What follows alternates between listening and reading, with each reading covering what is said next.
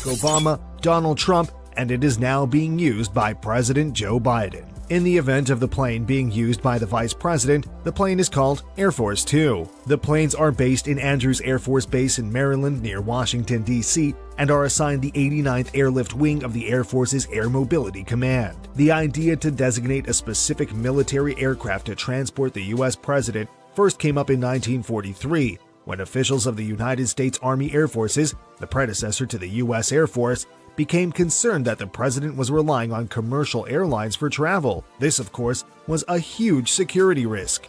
And so, an AC-87 Liberator Express was reconfigured for use as a presidential transport, but this was promptly rejected by the Secret Service because of safety concerns. The AC-54 was then refurbished for presidential use and given the codename Sacred Cow. It transported President Roosevelt to the Yalta Conference in February of 1945 and was then used for another 2 years by President Harry S. Truman. These two Boeing planes have the same general structure as other Boeing 747s and similar capabilities.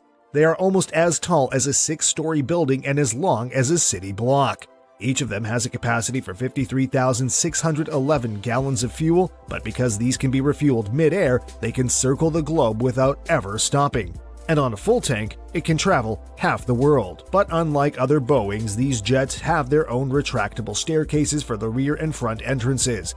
The stairways open to the lower deck, and crew members and the staff use internal staircases to access the other floors.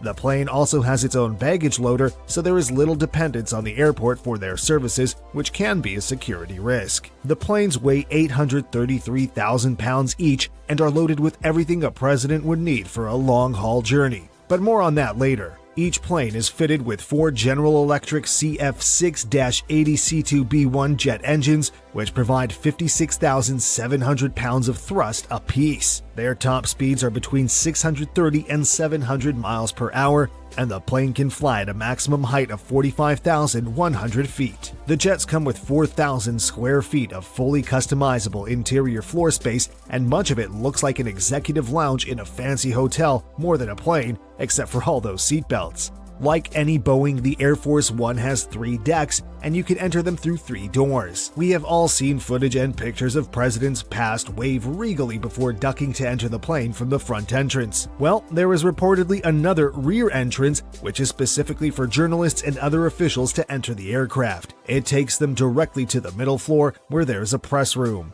The room looks much like the first-class cabin in commercial airlines, with wide seats and plenty of legroom. But everything the president needs is located near the president's entrance, right at the front of the plane. Here you'll find the president's office, which had some upgrades made to them after the terror attacks of September 11th, so the president can address the nation from the plane. The front also contains the president's private suite, located in the nose of the aircraft, and features a bedroom, foldable couches, and a private bathroom. He also has his own workout room. Most of the furniture on the plane was handcrafted by master carpenters. You will also find the Situation Room down the hall where the president can address the nation from the skies. Both Boeing jets of Air Force One are equipped with classified security and state-of-the-art defense systems, including measures to protect onboard electronics against the electromagnetic pulse of a nuclear explosion. The upper level contains a telecommunications room, and the lower level is a cargo hold with a self-contained baggage handling system. The middle deck can easily accommodate 70 passengers and a crew of 26. These accommodations include seating and work areas for media representatives and the security staff.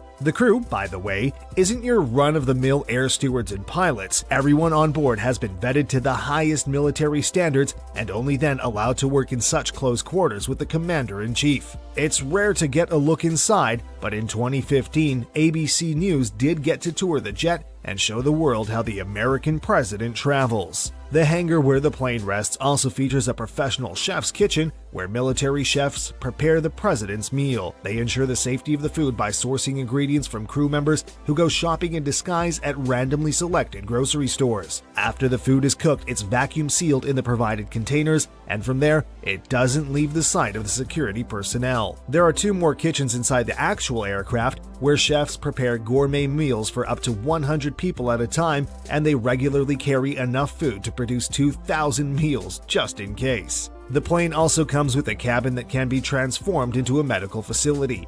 The facility includes an extensive pharmacy, loads of emergency room equipment, and even a fold-out operating table. The plane also has a staff doctor and the president's personal physician.